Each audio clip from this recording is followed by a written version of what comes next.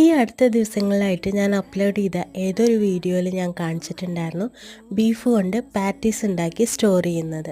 അപ്പോൾ ആ ഉണ്ടാക്കി വെച്ചിട്ടുള്ള ബീഫ് പാറ്റീസ് ഉപയോഗിച്ച് ഒരു അടിപൊളി സാൻഡ്വിച്ചാണ് ഇന്ന് ഉണ്ടാക്കുന്നത്. അപ്പോൾ അധികം ബീഫൊക്കെ കിട്ടുന്ന സമയത്ത് ഇതുപോലെയുള്ള പാറ്റീസ് ഉണ്ടാക്കി നമ്മൾ ഫ്രീസറിൽ സ്റ്റോർ ചെയ്ത് വെക്കുകയാണെന്നുണ്ടെങ്കിൽ വൈകിട്ട് കുട്ടികളൊക്കെ സ്കൂൾ വിട്ട് വരുന്ന സമയത്ത് നമുക്ക് ഇതുപോലെയുള്ള അടിപൊളി സാൻഡ്വിച്ച് തന്നെ ഉണ്ടാക്കി കൊടുക്കാം.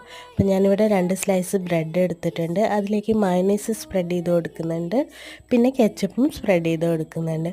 ഇനി ഇതിലേക്ക് ലെറ്റ്യൂസാണ് ഞാൻ വെച്ച് കൊടുക്കുന്നത്. പിന്നെ ഇതാ നമ്മൾ ഷാലോ ഫ്രൈ ചെയ്തെടുത്തിട്ടുള്ള ബീഫ് പാറ്റീസ് ഇതിലേക്ക് വെച്ച് കൊടുക്കുന്നുണ്ട്. മയോണൈസും കെച്ചപ്പും വീണ്ടും കുറച്ചും കൂടെ സ്പ്രെഡ് ചെയ്ത് കൊടുക്കുന്നുണ്ട്. പിന്നെ ഉണ്ടെന്നുണ്ടെങ്കിൽ കുറച്ച് ഒലീവ്സ് ഇട്ട് കൊടുക്കാം. അതുപോലെ തന്നെ കുട്ടികളുടെ ഇഷ്ടമനുസരിച്ച് വേണമെങ്കിൽ ഇതിലേക്ക് ടൊമാറ്റോ ഓണിയനൊക്കെ വെച്ച് കൊടുക്കാം. പിന്നെ ബ്രെഡ് മാത്രമല്ല ബണ്ണിലും ഇത് ചെയ്തെടുക്കാവുന്നതാണ്.